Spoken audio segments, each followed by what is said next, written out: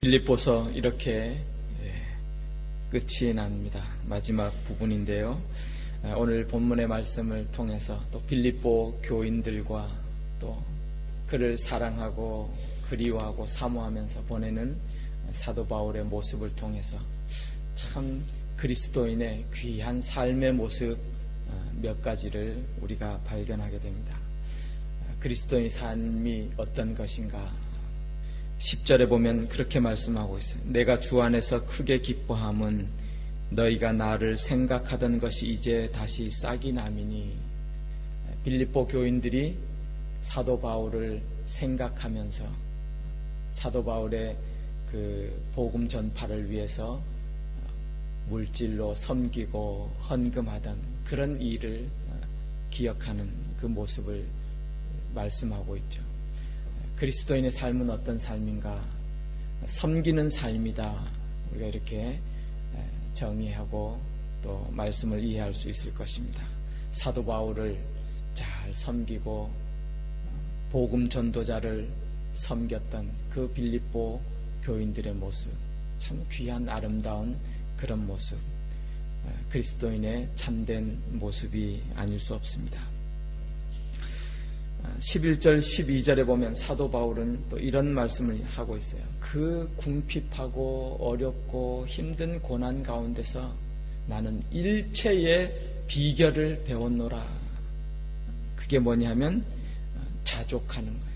하나님 안에서 내가 주님 안에 있기 때문에 만족하고 자족하고 기뻐하는 모습. 그리스도인의 삶은 어떤 것이겠습니까? 또 자족하는 삶으로 우리가 정리해 볼 수 있을 것입니다. 성경에서 자족이라는 말은 여기에만 나오는 그런 단어예요. 다른 세상 것 때문에 세상 것을 가져서 만족하고 기뻐하고 그런 것이 아니죠.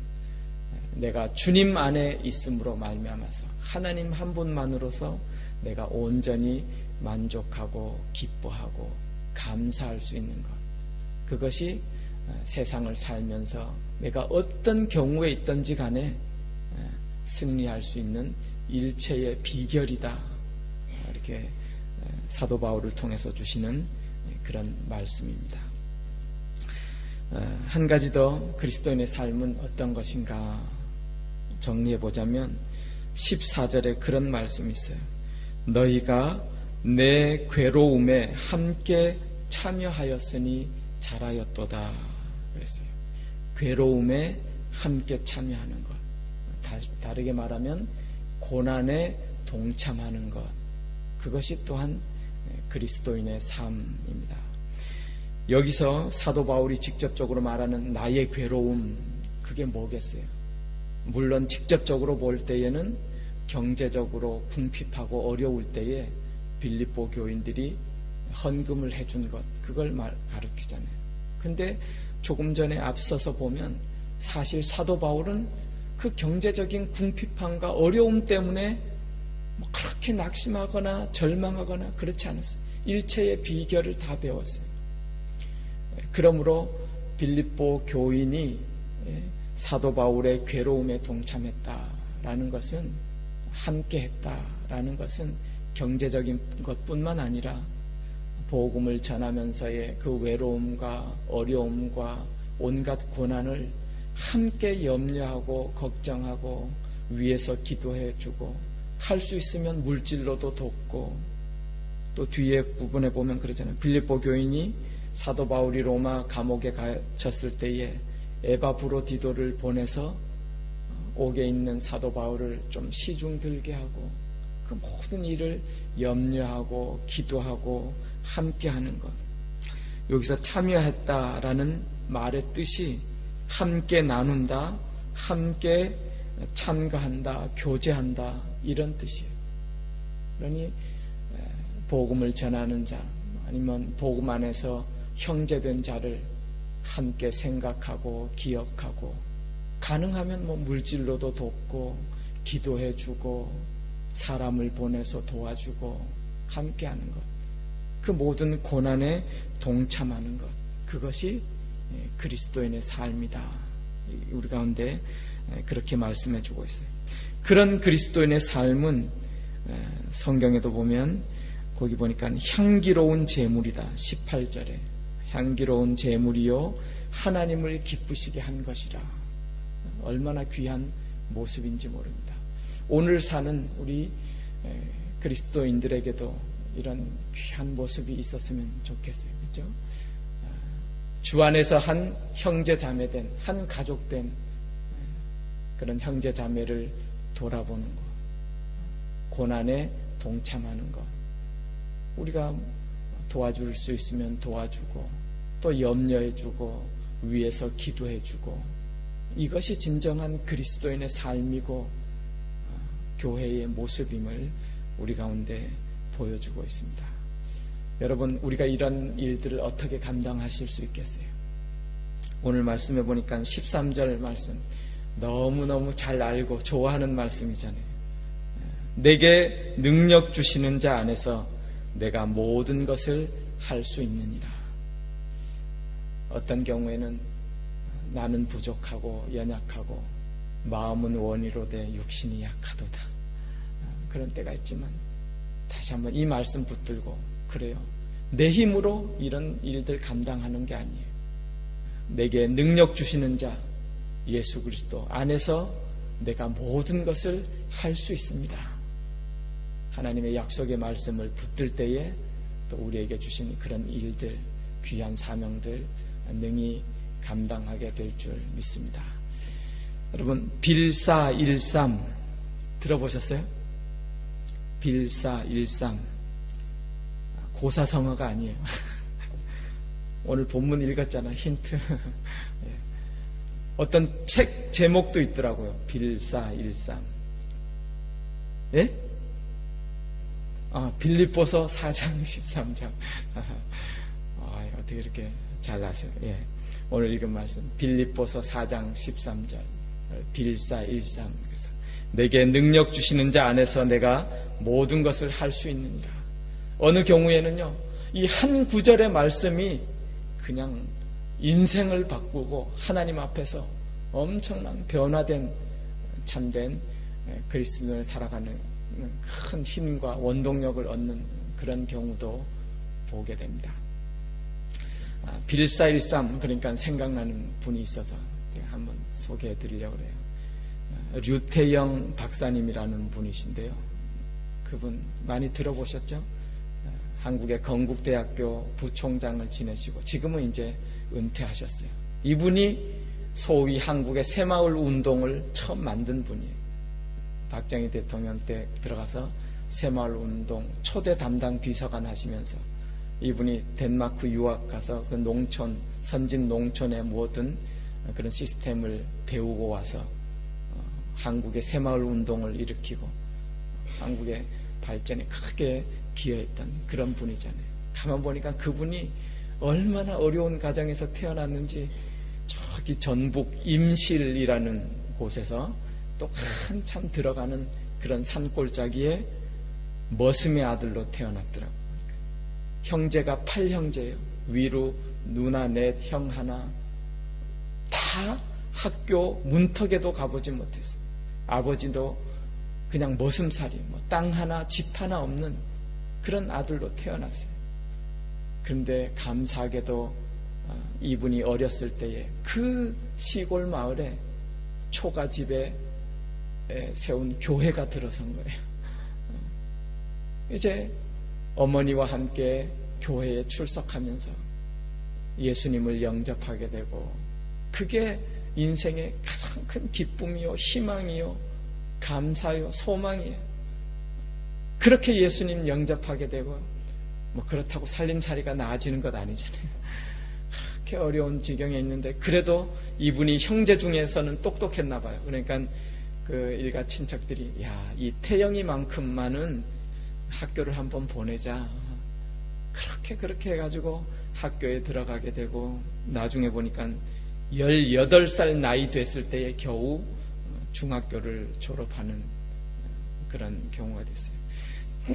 그때 그 중학교 시절에 그 초가집 교회의 목사님에게 가서 이 유태영 박사님이 어린 나이에 그렇게 물어봤다잖아요. 목사님, 어떻게 하면 인생을 성공할 수 있겠습니까? 제가 목사님 하라는 대로 한번 다 해보겠습니다. 목사님이 한참 생각하다가 이 말씀을 주셨다 그래요.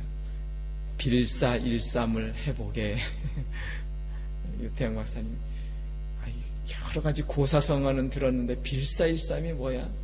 멍하니 있는 그 어린 학생에게 목사님이 빌립보서 4장 13절 가르쳐 주셨어요. 그분은 오늘 본문의 말씀, 내게 능력 주시는 자 안에서 내가 모든 것을 할 수 있느냐, 이 말씀 받고 집에 들어와서 붓글씨로 벽에 크게 써놓고요, 평생 좌우명이 이 말씀 붙들고, 맞아, 나는 능력 주시는 자 주 안에서 내가 모든 것을 할 수 있어. 너무 기쁘게 감사하게. 그리고 중학교 졸업하고 그냥 혼자 상경에서 서울로 와서 뭐 거지처럼 사는 거죠. 그냥 이리저리 얻어먹고 구두 닦기 하고 길바닥에도 타고 자고 생활하고, 그러면서도 꿈을 가지고 그분의 간증을 보면 너무 귀해. 하나님을 만나니까, 하나님의 말씀을 붙들고 사니까 그 어려운 가운데서도 오히려 감사하는 거예요. 그분이 보니까요, 매일 아침 눈을 뜨고 일어나면 새로운 하루 맞이했다는 사실에 대해서 감격하고 감사하고, 그 거지 주제에, 구두 닦기 주제에, 길에서 벌어먹는 주제에 그 감사가 나오는 거예요. 내게 능력 주시는 자 안에서 내가 모든 것을 할 수 있느니라. 그 믿음 가지고 감사하니까 하나님이 길을 열어주셨어요. 무슨 야간 고등학교에 억지로 들어가게 되고, 또 나이는 많지만 졸업하게 되고, 또 공부를 하게 되고, 덴마크라는 곳에 유학하게 됐던 그 사연도 보니까 기가 막히더라고요. 그런 사람 누가 유학 보내주겠어요? 근데 기도하다가 문득 그런 생각이 났대잖아요.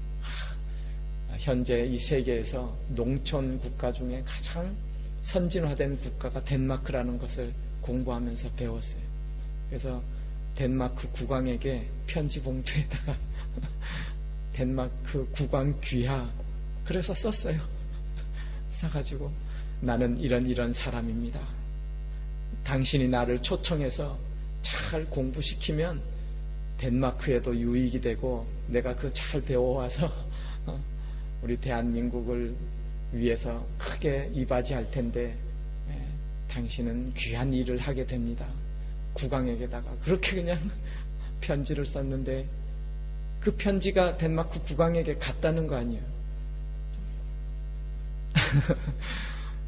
나중에 그 간증을 한번 좀 이렇게 보시면 좋겠어요. 하나님이 길을 열어주시니까 그렇게 그냥 뭐 빈손으로 가서 공부하고, 또 나중에는 또 조금 더 공부해야겠다.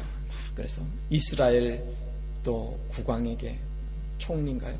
또 편지를 쓰니까 이스라엘에서 또 다 초청해줘가지고 공부시키고, 그래서 결국은 또 한국에 돌아와서 새마을 운동을 만들고 이 민족을 부강하게 만드는 일에 또 귀하게 쓰임받는 그런 분이 있어요. 무슨 말씀하지? 그분이 평생 하나님의 말씀으로, 맞아, 믿고 신뢰하고 따르고, 내게 능력 주시는 자 안에서 내가 모든 것을 할 수 있느니라. 그런 믿음이 있으니까, 주 안에 있으니까 사는 어려움이 아니에요. 고통이 아니에요. 그분이 간증하잖아요.